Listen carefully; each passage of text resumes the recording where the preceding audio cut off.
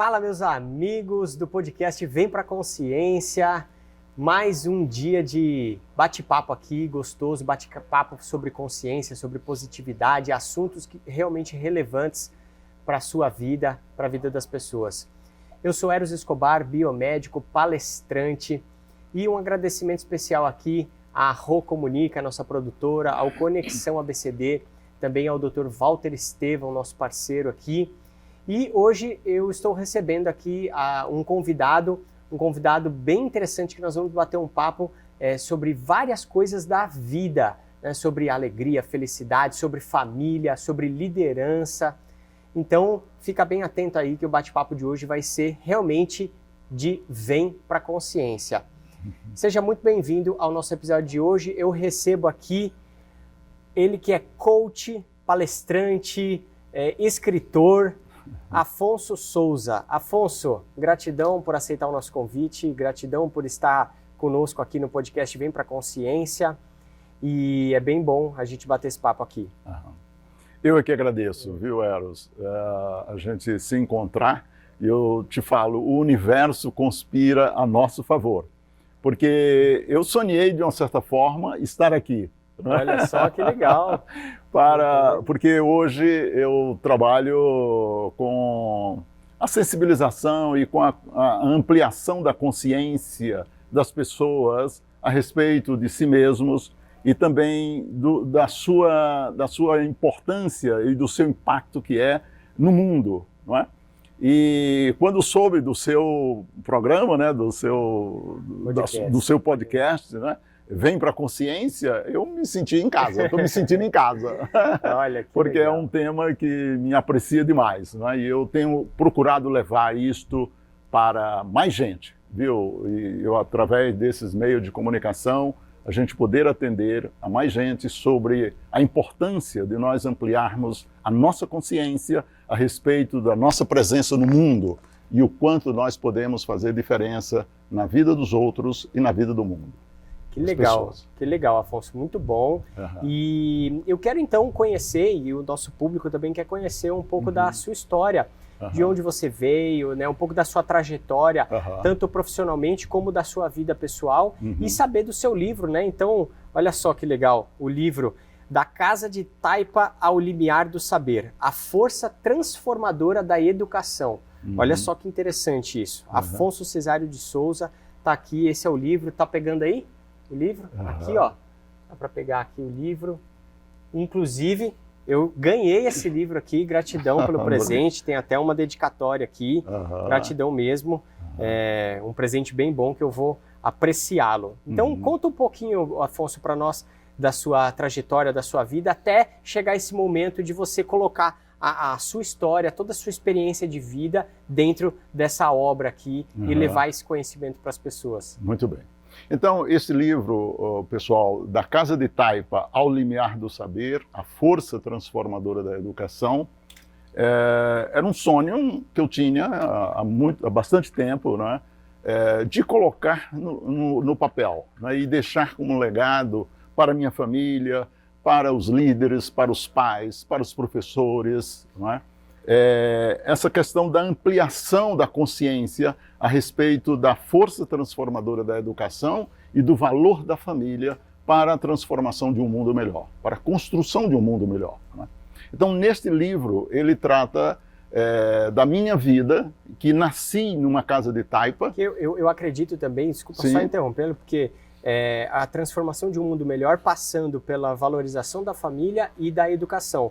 Eu creio que esses dois realmente sejam os dois principais fundamentos, a base, o alicerce de qualquer transformação. Qualquer transformação, Eros. Não há alternativa para você mudar comportamento, mudar atitude, a não ser através da educação ou da reeducação. Não há outra alternativa, não é? Para você mudar comportamento, mudar mentalidade, mudar cultura, não é? E é disso que eu trato no meu livro.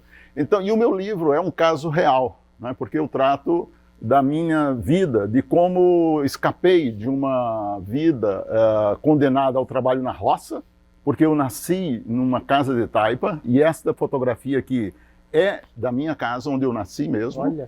Eu nasci nessa casa de taipa, A casa de taipa, para quem não conhece, a taipa, né, é uma casa feita de madeira, né, trançada com barro, né?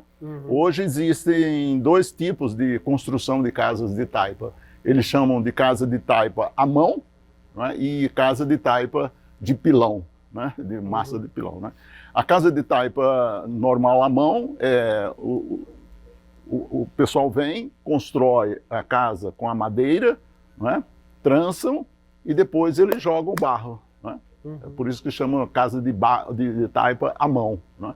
Na casa de taipa pilão, que inclusive o Colégio Anchieta, onde nasceu São Paulo, foi numa igreja, e o colégio é uma casa de taipa de pilão, né? De taipa de pilão, né? Porque na casa de taipa de pilão ela já é construída numa forma e depois assentada, né?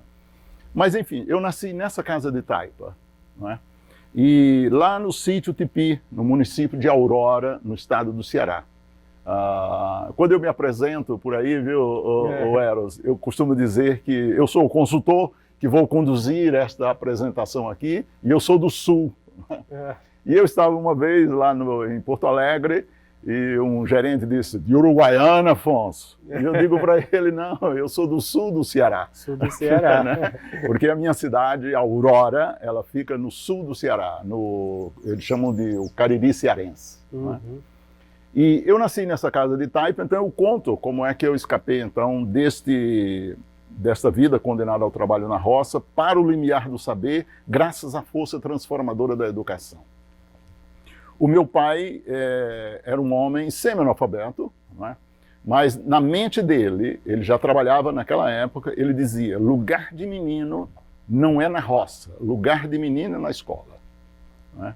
E foi graças a esta visão dele, que era muito questionada pelas próprias famílias lá da época e pelos meus tios, como é que tu vai colocar esses meninos para estudar, não é? E você vai ficar sozinho na roça, né? Não que nós não ajudássemos meu pai no trabalho da roça, mas ele dizia, lugar de menino é na escola e não na roça. Não é?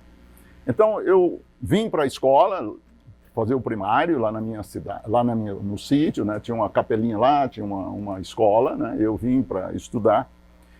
E de lá eu parti para o padre que vinha celebrar as missas lá na nossa igreja. Ele trazia os meninos para ajudar a celebrar a missa, né? Que chamava do sacristão, né? Vinha para ajudar. Né?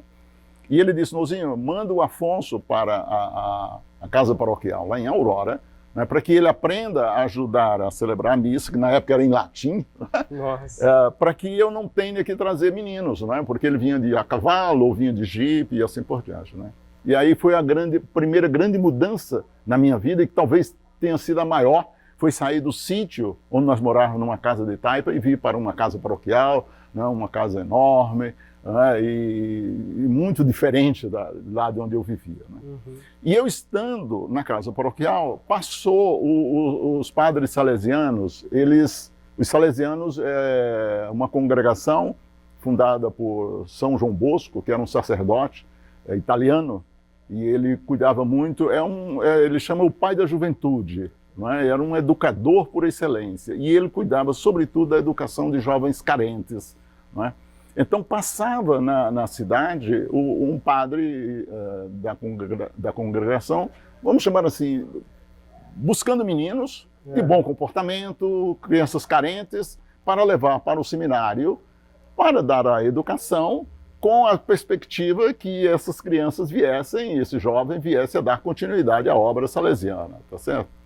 E aí o padre, o vigário, ligou para o meu pai, né? Não tinha telefone, né? Falou para o meu pai, Nozinho, entrega o Afonso para os padres salesianos, o padre Olavo vai passar aqui na cidade, entrega para os padres salesianos. E o meu pai, de muita lucidez, teve esse desprendimento e essa coragem de me entregar aos padres salesianos. Só que naquela época era algo incomum, né? Incomum. Para aquelas pessoas, para a cultura daquele povo. Exatamente, né? Porque naquela época, Eros, os pais tinham filhos, especialmente os filhos homens, era mão de obra para a roça, mão de obra, vamos chamar, barata. Não é? Então, os pais da época, meus tios e os vizinhos, eles estranhavam muito essa atitude do meu pai. Né? E eu lembro que meu pai, é uma cena que está muito na minha mente, né? Meu pai arrumou lá o enxoval, né, que precisava ser feito, né? O padre mandou toda a relação do enxoval que precisava ser feito, né? E na época, por exemplo, ele mandaram comprar fronha para travesseiro. Eu não sabia o que era fronha, cara. Nós dormíamos em rede, né? Pasta de dente, né? Ou creme dental, né? Nós usávamos rapa de joá para escovar os dentes, né? Não tinha isso. Eram uma coisa assim, muito novidades para mim. Mas enfim, meu pai preparou aquela mala enorme, né? Com todo o enxoval. Ele com aquela mala na lua da sela, né? Num cavalo, e eu num jumento. Ele saiu lá do sítio e veio me trazer na cidade, né, para entregar ao padre que ele passaria no trem, né, em Aurora. E foi muito interessante porque ainda hoje eu recordo disso. Eu ali naquele jumento, meu pai todo feliz, passando em frente às casas dos amigos. Olha, o Afonso está indo para estudar nos salesianos, né, tal. E eu pensava comigo, eu falei, esse cara não tem coração, não. Cara, vai me levando assim, sem me consultar, né, tal. E hoje, quando eu falo isso, as pessoas dizem, mas teu pai era malvado, né? Mas foi graças a essa atitude no meu pai que eu escapei daquele trabalho na roça para o limiar do saber, né? Então, esse primeiro movimento, eu conto no meu livro toda essa minha vida lá no Tipi, né? Lá no sítio, na roça, a sua origem, a minha origem, né? Então, o segundo movimento que eu conto no livro é os saberes salesianos, porque aí eu vim para estudar com os salesianos. Os salesianos são exímios educadores, educadores por excelência, não é? Então eu recebi uma carga muito forte de educação, não é? A educação de Dom Bosco é a educação que eles chamam, é um modelo preventivo. Dom Bosco, ele educava, o sistema de educação dele era um sistema preventivo, né? Onde ele trabalhava com antecedência, baseado no amor, baseado no diálogo, baseado num desenvolvimento da autonomia, não é? Dos jovens serem responsáveis por si e pela sua vida, não é? E não na punição, não é? Na punição. Aliás, eu trato no meu livro, porque eu aprendi lá na minha escola, na época, lá no Tipi, tinha muito ainda a palmatória, né?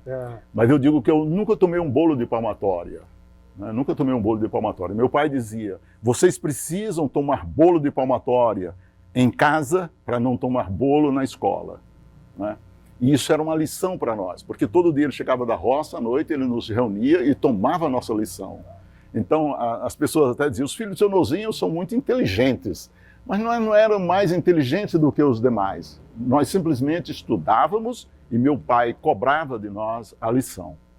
Hoje, Escobar, o que eu vejo, Eros, é que muitos pais entregam a educação dos seus filhos exclusivamente à escola.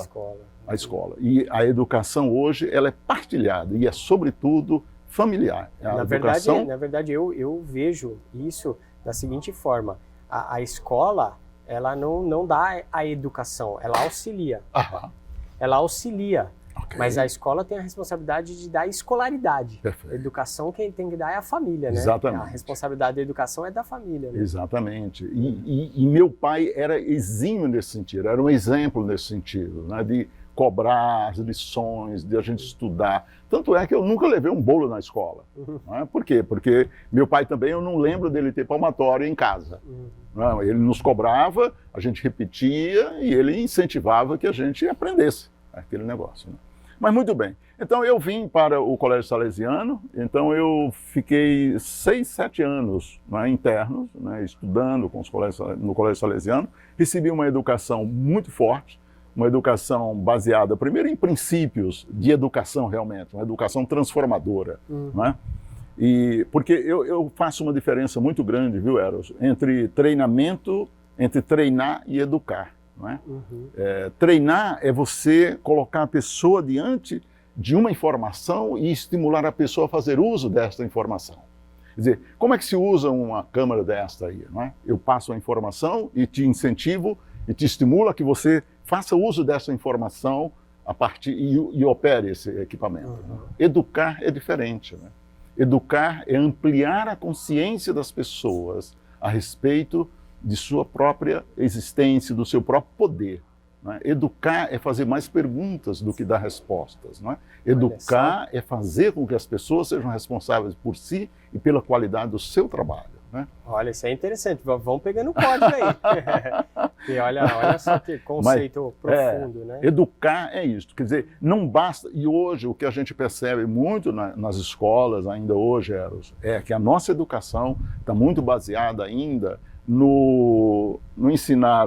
Não que não deva você ensinar matemática, física, química e tal. Mas mais do que isto, você tem que ampliar a consciência das pessoas a respeito da presença deles no mundo e da força que eles têm e do poder que eles têm dentro de si mesmos. Né? Inclusive, isso que você está falando é muito interessante, porque vem bem ao encontro de um conceito que eu tenho comigo, né, que eu vejo isso, que como que as escolas agem hoje em dia? Elas treinam, até mesmo pelo conceito que o senhor falou de treinar, elas estão treinando aquele aluno para chegar um dia, fazer uma prova que é conhecida por nome de vestibular e passar nesse vestibular. Mas não está treinando aquela pessoa, aquele aluno, aquele ser humano, não está treinando ele para a vida. Porque tem muita coisa que é ensinado na escola que, como o senhor falou, é super importante, de matemática, de todas as matérias, é super importante. Mas tem coisas que são essenciais para a vida de um ser humano, para ele, para as relações dele, para a formação dele, para a consciência dele, e que a escola não fala sobre isso, né? Então eu vejo que existe uma lacuna bem grande aí no sistema educacional que precisa ser corrigida, né? Muito bem, exatamente. E o modelo dos padres salesianos era esta educação, uma educação voltada para um ser integral, mente, coração e músculo, mas um ser integral. Então, a educação deles também era muito baseada no grego, no latim, no inglês, no francês, no italiano. Quer dizer, eu recebi uma formação muito forte, não é? E graças a eles, então, eu saí dessa casa de Taipa para o limiar do saber, não é? Teve até um episódio que, quando uma das vezes que eu saí de férias do seminário e vim para a minha cidade, e lá no sítio, né, lá onde eu nasci, encontrei com minha avó, e minha avó estava com o padre Luna, que foi o vigário que me estimulou a meu pai me entregar aos salesianos. Né? E ele me recebeu, encontrou com minha avó chamava-se Maria Raimunda Sobreira. Né? Era uma mulher também, assim, semi-analfabeta, mas uma mulher sábia. Né? E o padre Luna virou para ela e disse: "Ô, Maria Raimunda, tu viu como o Afonso está bonito?" Né? E ela falou: "Padre, quem tem saber é bonito." Você, porque o padre Luna não era uma pessoa fisicamente bonita. E ela foi muito sincera, ela disse: "Você fisicamente não é uma pessoa bonita, mas quando você está no altar, todos se voltam para você. Você se torna a pessoa mais bonita. Então, quem tem saber é bonito." Olha só, então, é mesmo. Então, esta educação eu recebi dos padres salesianos. Tem um episódio assim que eu conto, Eros, que foi a minha saída dos salesianos. Né? Eu fiz todo o ginásio e eu fiz todo o científico. Né? O último ano eles chamavam de noviciado. Né? Noviciado é um ano em que você fica dedicado exclusivamente, você aí não tem matérias escolares, você fica um ano refletindo sobre a tua vida espiritual, né? o teu caminhar dentro da congregação, e no final do ano você tem que fazer os votos, não é que eles chamam? Votos de pobreza, de castidade e de obediência, não é? E quando você faz esses votos, você entra num sistema que daí para frente, para você voltar, renunciar, a tua licença tem que vir de Roma, é um negócio complicado. Né? E esse último ano eu parei, eu falei, não é isso que eu quero para minha vida, eu quero fazer a vida de leigo, né? Eu quero namorar, eu quero sair, não quero viver essa vida aí, né? De voto de castidade, né? De obediência e tal, né?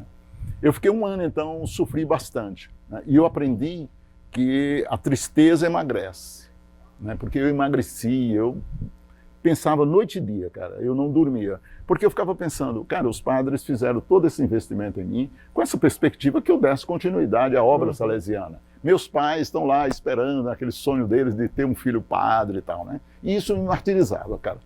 Até que um dia eu cheguei e de pronto eu entrei na sala do meu mestre, né? Que nós tínhamos um padre que era um mestre nosso. Eu disse para ele, Padre Antônio José de Carvalho, eu quero deixar a vida salesiana. De pronto, assim, eu falei, né? E quando eu falei isso para ele, ele disse, Afonso, tira, rapaz, esse peso do mundo que você vem carregando nas suas costas. Vá atrás dos teus sonhos, seja feliz. E ele me disse, seja os salesianos no meio do mundo. Olha Quer dizer, só. leva tudo isso que você aprendeu, meu caro. Cara, eu emudeci ali. E hoje eu digo o seguinte, Eros, que eu agradeço todos os dias as pessoas que me deram a mão quando eu precisei. E também aquelas que abriram mão de mim, quando também eu precisei. Que foi o caso do meu pai, por exemplo, que abriu mão de mim.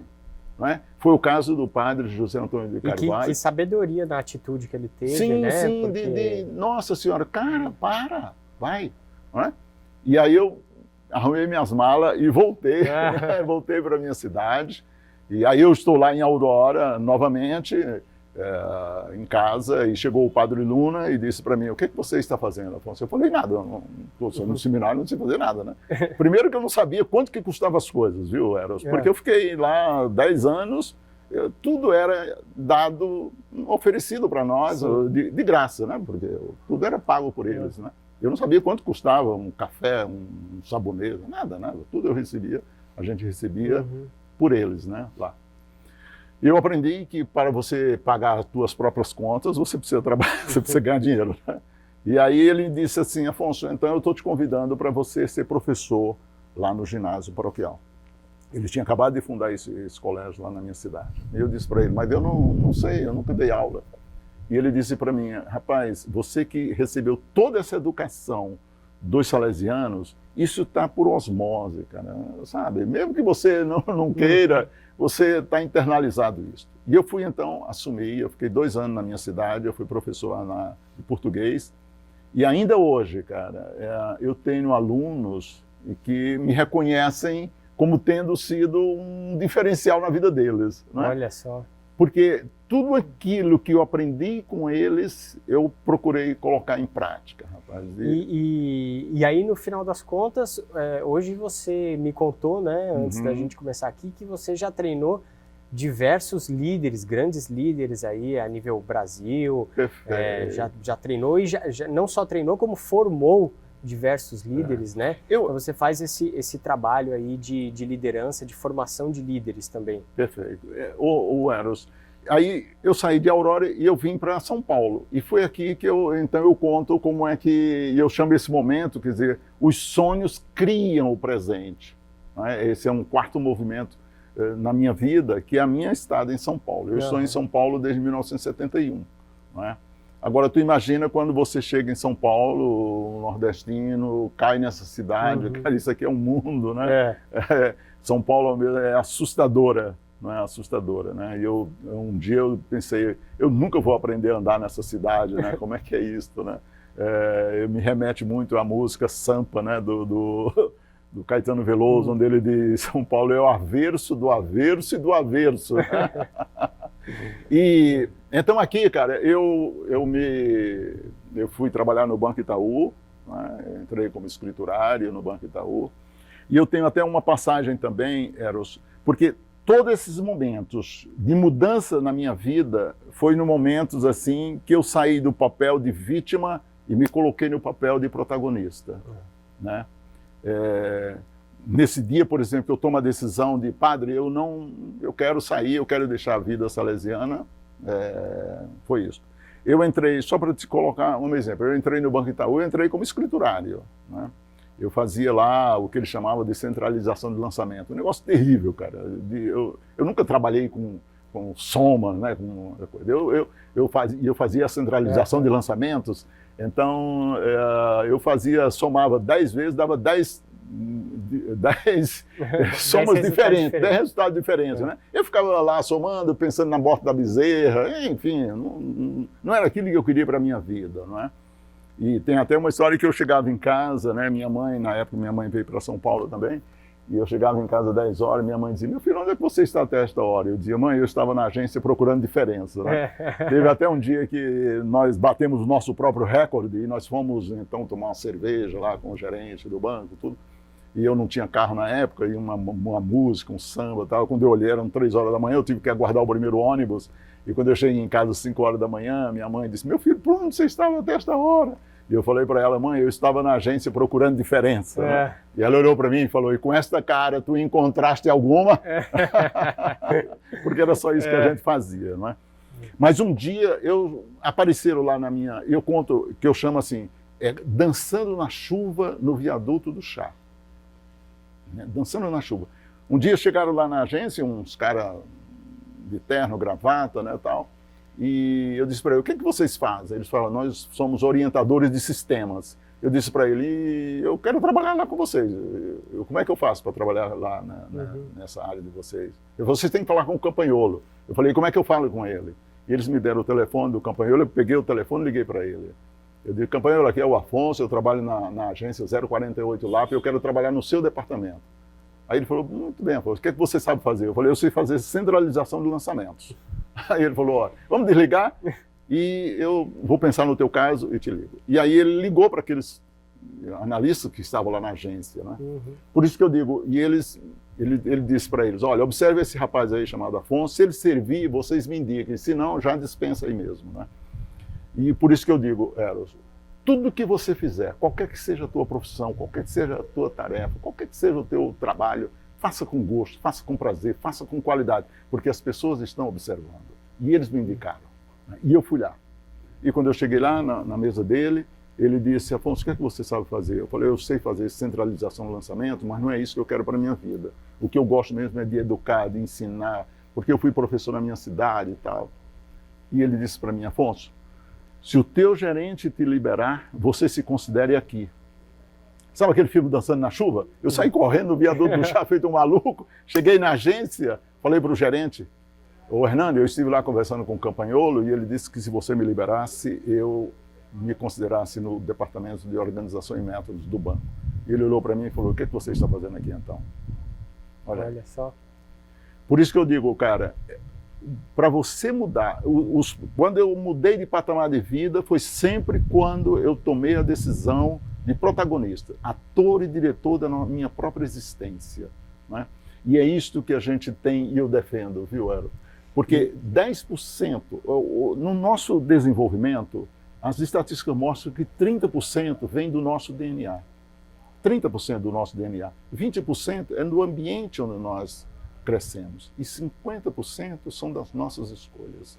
E as nossas escolhas, Ero, só para completar, sim, as nossas escolhas estão nas nossas mãos, né? Então, é isso que eu defendo muito e procuro levar para os líderes e para os jovens e tal. Seja e assuma uma postura de protagonista, ator e diretor da tua própria existência.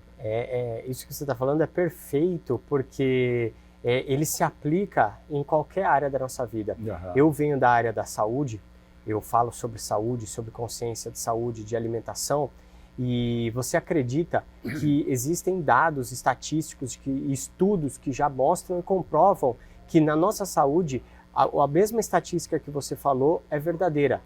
Que mais de 50% do que acontece na nossa saúde é em função do estilo de vida que a pessoa leva. Ou seja, estilo de vida o que é? São as suas escolhas, o que você escolhe para fazer, o que você escolhe para comer, assim como o ambiente em que vivemos. Enquanto o fator hereditário, a nossa genética, o que a gente traz dos nossos pais, avós, é uma pequena parcela, é 10% só que determina as doenças e os problemas. Então isso reflete para a vida como um todo.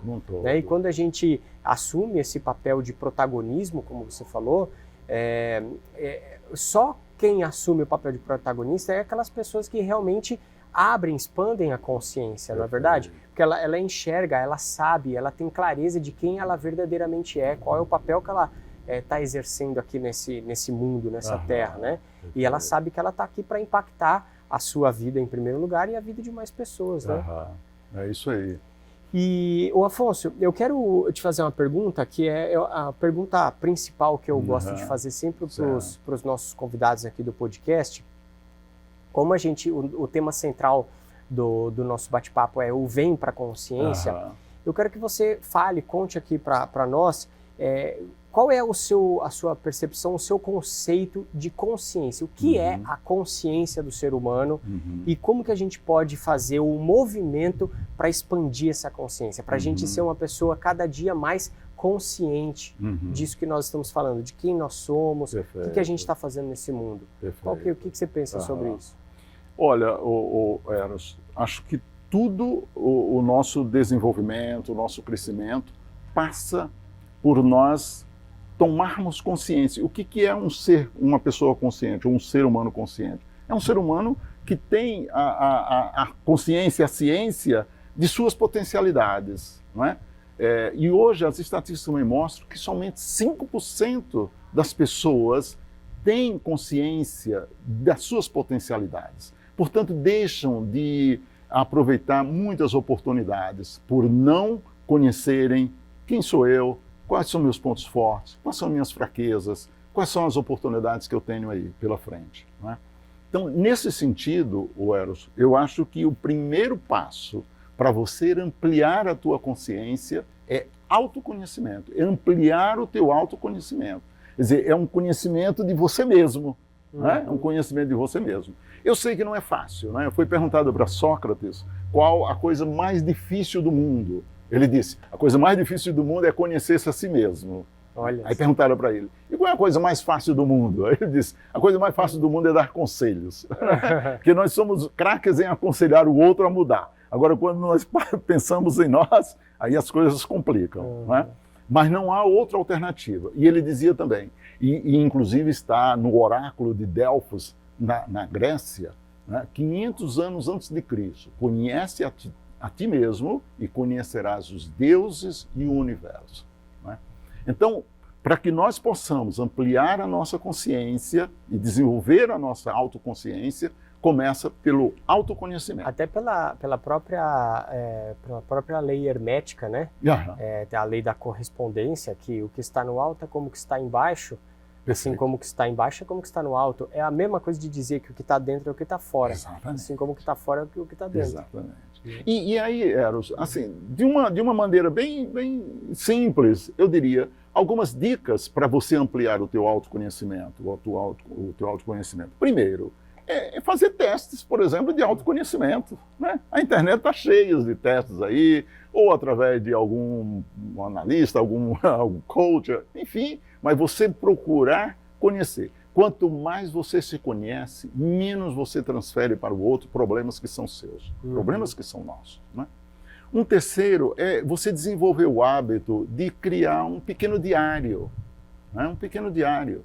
Não para você anotar o que você fez, mas, sobretudo, para você verificar no final do dia o que eu fiz, o quanto isto me levou a caminhar na direção que eu desejo, né? Contribuiu ou não contribuiu, o quanto isso foi bom, o quanto isso repercutiu em mim e nas pessoas com quem eu convivo, né? Um outro, por exemplo, é focar no corpo. O nosso corpo fala, né? Muitas vezes as pessoas têm uma pequena dor de cabeça e já correm na farmácia, né, para comprar um analgésico e tal, e às vezes esquecem de olhar para si, o que o teu corpo está te dizendo, né? De ampliar a tua consciência sobre isso, né? E a outra coisa também é prestar atenção, sair do automático, né? A gente está muito no automático. Existe um ditado oriental que diz o seguinte: quando eu descasco uma laranja, eu descasco uma laranja. Quer dizer, você focar naquilo que você está fazendo ali, sair do automático. Nós estamos muito no automático. Eu vejo hoje dentro das organizações, as pessoas estão muito na tarefa, no fazer, e pouco tempo para refletir sobre o impacto que são as suas ações, o seu trabalho, o seu reflexo. E o processo de desenvolvimento, ele é fruto da reflexão e da ação e reflexão. Nós estamos muito só na ação, só no fazer. Falta refletir sobre isso. Exatamente. As pessoas ficam, como você falou, no automático, né? No automático. E eu vejo que esse automático, o nosso cérebro, a nossa mente, ela é treinada para deixar as coisas no automático, né? Você começa a fazer alguma coisa, ela passa um período, ela se adapta àquilo, ela joga para o automático e você passa a fazer aquela determinada coisa sem precisar de tanta atenção. Mas o problema disso, que eu vejo, né, é que as pessoas, elas passam, a partir do momento que ficou no automático, elas passam a tirar 100% da presença do que elas estão fazendo. Perfeito. E aí é por isso que a gente tem um mundo hoje onde as pessoas estão cada dia mais ansiosas.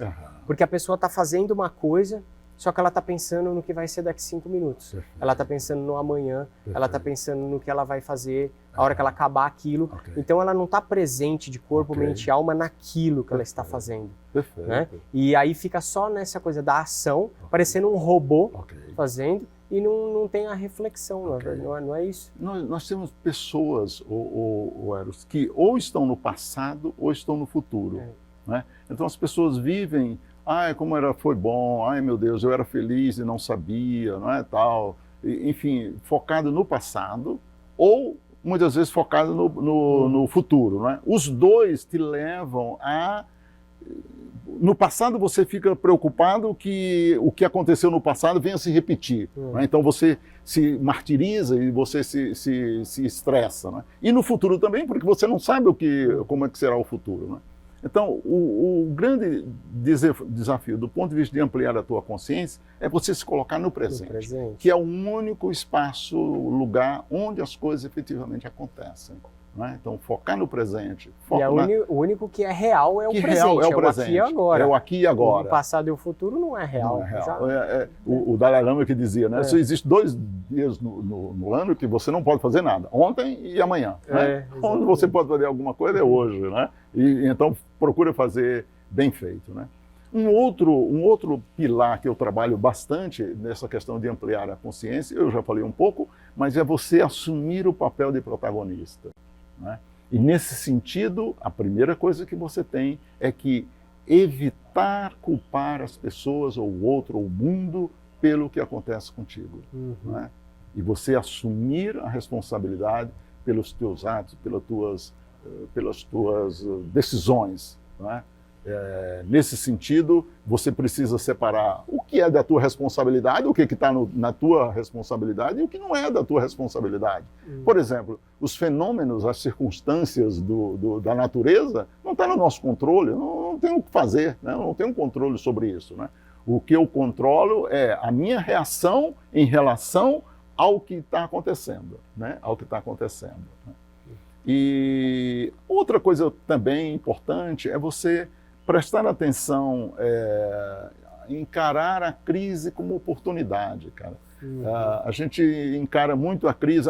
A palavra crise, ela é um composto de perigo e oportunidade, né? Só que nós estamos muito voltados para o perigo, né? E a gente esquece das oportunidades que as crises trazem para nós, né? E eu gosto muito, Eros, de uma historinha, né, de um cavalo. Afonso, deixa só eu te cortar. Antes de você contar a história, eu acho que eu vou fazer um convite para a gente entrar, porque está começando a garoar aqui. Daqui a pouco... Isso aí, vai soltar uma vinhetinha aí e a gente já volta. Ok, muito bom.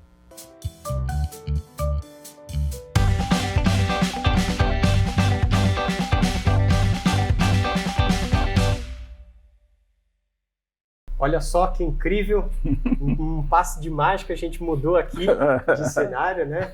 Essa produção é realmente fantástica. Começou a dar uns pinguinhos aqui e falei, vamos mudar, né? Então, parabéns aí à Rô Comunica, nossa produtora, que já correu, tomou as providências necessárias e ficou tão bonito, ou até mais bonito aqui o cenário, hein? Muito bom, aí. Muito bom. Tá apontando aqui o Dom Quixote aqui atrás, olha lá que bonito, né? Realmente ficou incrível. Né, Afonso? Tá vendo só? O pessoal da produção é sensacional. Muito bom. Tá vendo, ó? A Rô Comunica, hein? Muito bem, muito bom. Então vamos lá, Afonso, vamos continuar aqui. Você ia contar a história para nós, você estava falando da crise, né? Isso. Eu queria contar 2 historinhas, viu? O primeiro é do sapo e do coelho, né? Diz que um coelho chegou na beira de um buraco e estava um sapo lá embaixo, né? E ele os gritos lá, me socorro, socorro, socorro. O coelho perguntou para ele, o que ocorre, meu camarada? E o sapo disse, cara, eu caí aqui neste buraco e não estou conseguindo sair. E o coelho disse, dá um tempo aí que eu vou pegar uma escada, né, para você. O coelho saiu e voltou com a escada. E quando ele chegou na beira do buraco, o sapo já estava fora, né? Ele disse, mas você não disse que estava com dificuldade, não estava conseguindo sair? E ele disse, meu caro, eu estava lá naquele buraco quando de repente apareceu uma cobra. Isto é, às vezes nós estamos numa crise, cara, e vem uma outra pior ainda, não é? E a gente tem que se movimentar e a gente tem que buscar força dentro de nós mesmos para superarmos, não é? E a outra, falando de você ampliar a sua consciência, é você encarar as crises como oportunidade, é a história do cavalo velho, não é? Diz que um cavalo velho estava à beira da morte lá, tal, e o proprietário pediu lá para os empregados cavarem um buraco e enterrarem aquele cavalo, né? E foi isso que eles fizeram, né? Eles cavaram um buraco e colocaram o cavalo lá naquele buraco. E começaram a jogar terra em cima do cavalo, né? E à medida que eles iam jogando aquela terra em cima do cavalo, o cavalo ia pisoteando e reclamando e pisoteando em cima daquela terra. E a turma jogando terra em cima dele e ele pisoteando, pisoteando, até que de tanto ele pisotear, de tanta turma jogar terra em cima dele e de tanto ele pisotear, aquele buraco encheu e ele pôde sair, né? Então, para dizer, cara, que às vezes são nessas crises que nós encontramos a oportunidade de nós sairmos para um outro patamar, né? Desde que nós realmente não nos coloquemos no papel de vítima, né? Ai céus, ai Deus, ai governo, ai empresa, ai chefe, ai tal, né? A gente se coloca no papel de protagonista, encarando as coisas como oportunidade. E isso é uma coisa que eu vejo bem, que principalmente o brasileiro, né, foi criado com essa cultura da vitimização, a cultura da domesticação, de que sempre a culpa é do outro, ou a culpa é do governo, como você falou, né? E a gente precisa realmente tomar as rédeas da nossa vida, né? Porque a maioria das pessoas eu vejo que vivem eu vou até falar entre aspas, mas essa vidinha medíocre de ficar culpando as circunstâncias e os outros e não toma uma atitude, né? Então a gente precisa mudar essa cultura das pessoas, não é verdade? Porque senão a gente sempre fala que o Brasil, o nosso país, é um país com as maiores riquezas naturais que existe no planeta. E por que a gente não é um país de primeiro mundo? Por causa da cultura do nosso povo, né? Por causa dessa síndrome de vira-lata, não é? Muito bem. Então a gente precisa realmente assumir o papel de protagonismo da nossa própria vida, para que a gente possa fazer a nossa mudança, mudar o nosso entorno e aí impactando a humanidade como um todo. Perfeito. Né? Perfeito.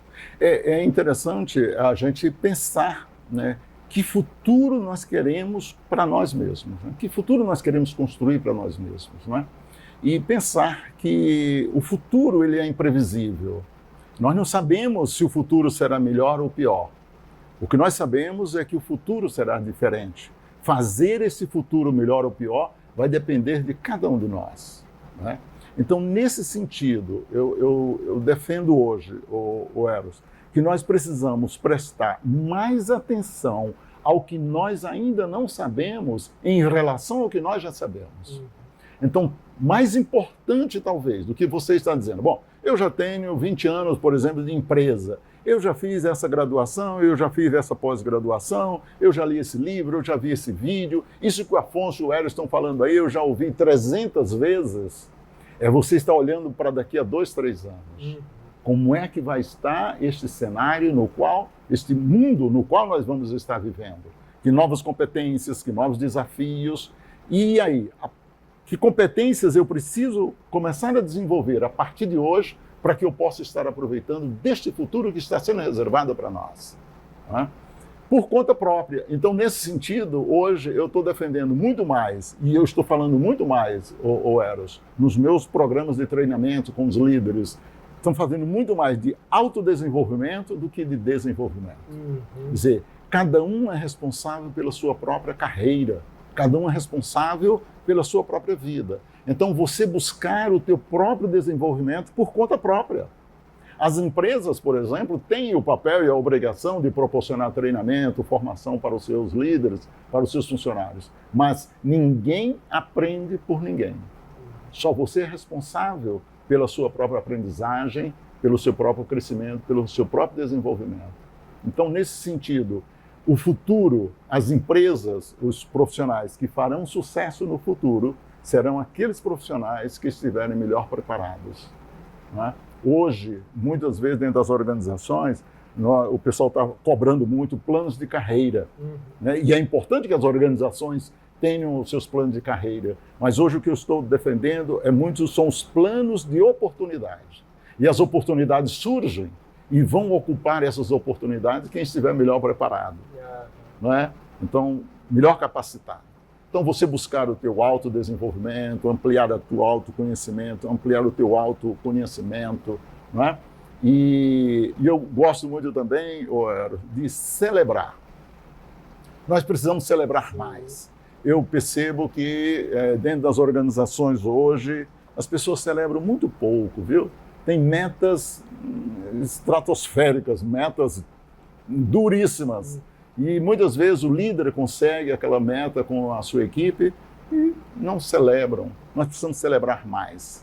Não é? E não celebrar mais, reconhecer mais. E não é esperar o final do ano para celebrar quando você bate a meta. É celebrar pequenas vitórias. Não é? E não só no que se refere ao seu trabalho, à sua profissão, a uma meta batida, mas celebrar a vida. Né? Celebrar a vida. Eu costumo falar sobre a gratidão. Né? Eu tenho comigo um conceito de que a gratidão ele é um padrão vibracional dentro de nós, onde você está celebrando a vida. Você, em qualquer coisa que você olhe, seja uma planta, seja um objeto, seja uma pessoa, qualquer coisa que você olhe, você vê ali a centelha divina de Deus, e aí por isso você vibra a gratidão por aquele momento, por aquela coisa, por aquela planta, por aquela pessoa. Então, o celebrar a vida, eu vejo que é isso, é você viver a vida com gratidão e aproveitar esses momentos, né? Não só o comemorar uma meta batida, mas, às vezes, comemorar um momento simples que passa desapercebido pelos olhos da maioria das pessoas. Né? Muito bem. Eu moro em Santo André, mas sempre trabalhei em São Paulo, né? E saía do escritório 6 horas e chegava em casa 7h30, 8 horas, né? E às vezes a primeira coisa que eu fazia, eu abro a geladeira e aí eu pegava uma cervejinha e eu falava para minha mulher, eu vou abrir essa cervejinha porque hoje eu mereço, né? Aí ela falava, mas tu todo dia merece? Mas é isso. Celebrar, cara, puxa vida, hoje nós tivemos um dia difícil, onde nós conseguimos bastante coisas, né? Celebrar a vida, celebrar esse momento aqui, não é? A gente precisa celebrar mais. Exatamente. Né? Afonso, e eu quero te fazer uma pergunta, que eu sei que no seu livro você aborda esse assunto, e eu creio que é um assunto bem importante e interessante para a gente falar, até mesmo dentro do tema da consciência, que é sobre o valor da família. Porque eu vejo assim que hoje em dia, infelizmente, através da mídia, de um tanto de coisas, tem se deturpado muito o conceito, a instituição familiar. Aqui no nosso país e até no mundo todo, podemos dizer. Então, como que você vê a instituição família, o valor da família, a importância que a família tem na formação do ser humano, na evolução, na consciência? Como que você aborda isso aí no seu livro? A família, Eros, é o espelho daquilo que nos tornamos. Né? Para mim, é um valor fundamental, né? A família. Eu posso começar a dizer para você, e aí trabalhar essa questão até da felicidade, né? Porque eu nasci numa casa de taipa Mas mesmo tendo nascido numa casa de taipa, nós éramos muito felizes. As estatísticas têm mostrado que um dos maiores indicadores, ou talvez o maior indicador de felicidade dentro das famílias, dentro das organizações, tem a ver com as relações que se estabelecem. E as relações na minha família, em casa, apesar daquela casa de taipa, eram relações de amor, relações de afeto, relações de carinho, relações de respeito, relações de muito amor. Então, nós éramos felizes por isso aí, não é? Ver meu pai e minha mãe, eu nunca vi meu pai e minha mãe uma discussão, sabe, assim, mais acirrada, mais crítica, não é? Sempre nos incentivando a você se espelhar em pessoas melhores. Minha mãe dizia, meus filhos, se acompanhem de pessoas melhores do que vocês, para que vocês possam aprender com eles, não é? Se espelhe nas pessoas que constroem as coisas, pessoas do bem, não é? Sabe, até por trás estava aquele, que a turma diz que é um princípio bíblico, né? Me diz com quem andas, que eu te direi quem és, né? Mas minha mãe falava, acompanhe-se das pessoas melhores do que vocês, para que vocês possam se tornarem melhores, pessoas melhores, né? Então, olha, eu diria que a família é a base, é o fundamental, né? Uma família fincada no amor, no afeto, no respeito, no diálogo, né? Não na punição, né? E sobretudo, meu pai, é uma forma também da família, porque como é que você ensina, ô Eros, uma criança o gosto pela leitura? Você ensina uma criança o gosto pela leitura, não é punindo, mandando, cobrando, castigando. Você ensina uma criança o gosto pela leitura lendo. Né? Pelo exemplo. Então, pelo exemplo. Então, a família, os pais, tem que ser exemplos. Né? Tem que ser o exemplo. Um exemplo de coerência entre o que você fala e o que você faz. Não é? E isso também vale muito para os líderes, né? Dentro das organizações, essa coerência entre o teu discurso e a tua prática. Né? Mas, para mim, a família é o pilar sobre o qual se constrói um mundo melhor, a partir da família, né? Dos valores humanos, de compaixão, de respeito, do diálogo. Né? É isso. E isso tem muito a ver, Eros, com a própria felicidade. Né? Porque, para mim, a felicidade é feita desses pequenos momentos. Não é? Pequenos momentos. E a felicidade está aqui, dentro de nós. Né? Não procure a felicidade fora de você. Você nunca vai encontrar. Né? Nunca vai encontrar a felicidade fora. A felicidade está aqui dentro de nós. Até pelo que a gente falou agora há pouco, né? Aham. Se o que está fora é como que está dentro. Se dentro não tem felicidade, você não vai encontrar fora. Não adianta querer procurar. Não é? Então, você só vai encontrar felicidade se a felicidade mora dentro de si. Eu gostaria até, Eros, também de encerrar, porque é uma metáfora que me ajudou bastante. Quando eu cheguei em São Paulo, teve momentos que eu pensei em desistir, que eu pensei em voltar, não é? E ao mesmo tempo eu coloquei na minha mente, eu falei, é aqui que eu vou vencer. E eu não vou voltar para a minha cidade, para Aurora, pior do que eu saí de lá. Né? E eu me inspirava muito, e ainda hoje eu me inspiro, numa parábola que chama-se O Rio e o Oceano, do líder espiritual Osho. Não sei se você conhece, mas é um líder espiritual indiano. Né? E a metáfora do rio e o oceano diz o seguinte, mesmo um rio, antes dele entrar ou de cair do oceano, ele treme de medo. Ele olha para trás, para toda a longa jornada, os cumes, as montanhas, os caminhos sinuosos através das montanhas, através dos povoados, e ele vê à sua frente um oceano tão vasto que entrar nele significa nada mais do que desaparecer para sempre.